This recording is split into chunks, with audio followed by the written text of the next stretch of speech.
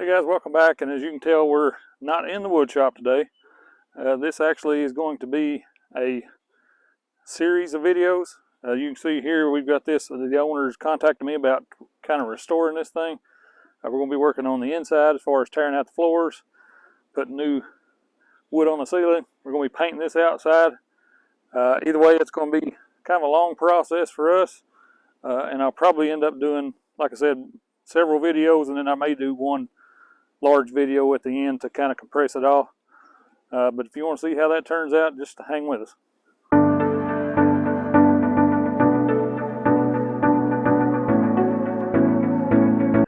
So you can tell by the state of this thing, it's pretty sorry state. If you get in here, which I'll show you in a minute, some of the floors rotting through. You can kind of tell it's pretty nasty.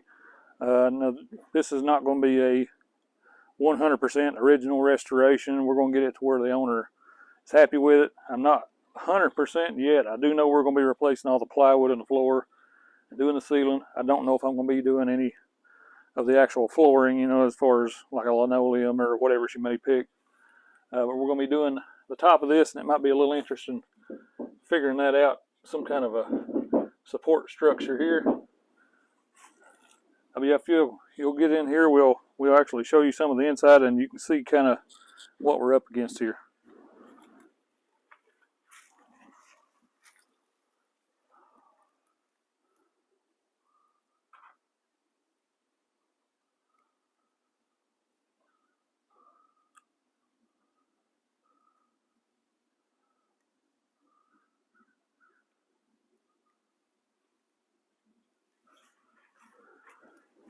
So in this first video, my plan is, like I said, we're going to be painting the outside, but that'll come later. But we need to get, you can see this stuff flaking off here. We're going to try some heavy duty cleaner on that, as well as doing some pressure washing. We're probably not going to go through the extent of trying to scrape every little piece of it. That's not what we're interested in. We're going to be using a equipment enamel paint, very strong paint, tough paint when it's cured, and it's going to go white and this kind of a teal green color up here in just a few places.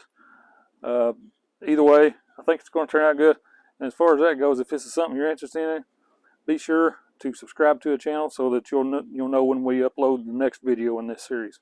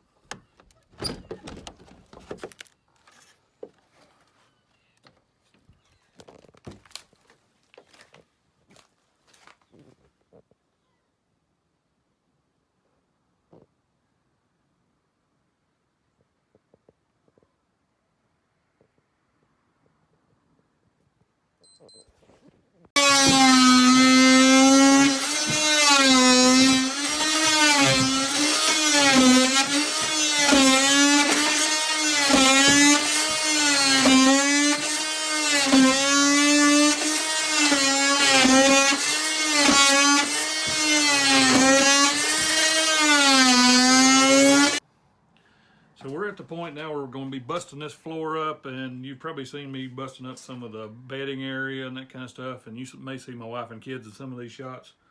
My daughter's already been pressure washing, and they've helped me clean out a lot of this. Now, something I didn't record, if you look up here, there was plywood that I guess when they built this thing, it was sandwiched and went around the contours of that, but pretty much I assume it had some water leaking in here and rotted it, so we had to get rid of all that. And then we're going to figure out something to go back over top of this, because the plywood itself seems to be pretty, pretty stable, but the pieces they had up here weren't. I'm thinking we're going to do 1x4s and try to do our best and wrap this thing sort of like trim, and it's going to provide structure too. But we're going to go ahead and start tearing the rest of this floor out. That'll be the last part of it before we can actually kind of start coming back, cleaning it up, and working with new stuff.